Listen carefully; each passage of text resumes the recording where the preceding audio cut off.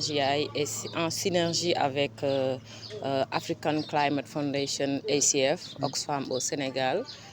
la fondation Enrich Boat, Natural Justice et WSCC ont organisé d'abord un atelier de renforcement des capacités des acteurs, y compris la société civile, les organisations communautaires de jeunes et de médias.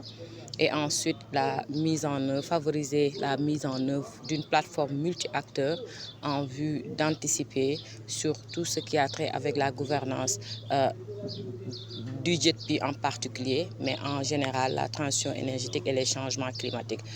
Maintenant, l'objectif, c'est aujourd'hui de faciliter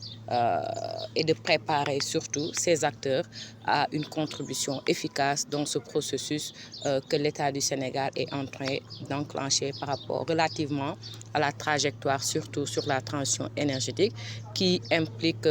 des réformes ou bien qui impliquerait des réformes, mais également la définition d'un plan d'investissement qui devra être mis en œuvre. Et donc l'objectif, c'est de préparer ces acteurs à ce qu'on puisse arriver à une transition énergétique juste qui ne va laisser personne pour compte et qui pourra promouvoir le développement durable et inclusif du Sénégal, tenant compte de tout ce qui a trait avec les aspects d'une exploitation ou bien d'un investissement responsable qui va tenir en compte aussi les droits des communautés, mais également la voix et l'influence des jeunes et toutes les organisations de la société civile. Pour nous, c'est une occasion de regrouper toutes les organisations de la société civile qui s'activent dans le domaine climatique et de la transition pour mettre en synergie nos forces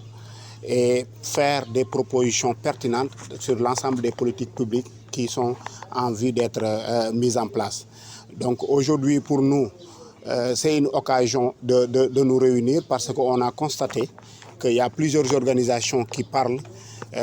sur la même thématique ou bien qui travaillent sur la même thématique, mais nous n'avons jamais eu l'occasion de nous regrouper et de mettre en synergie nos actions. Il était important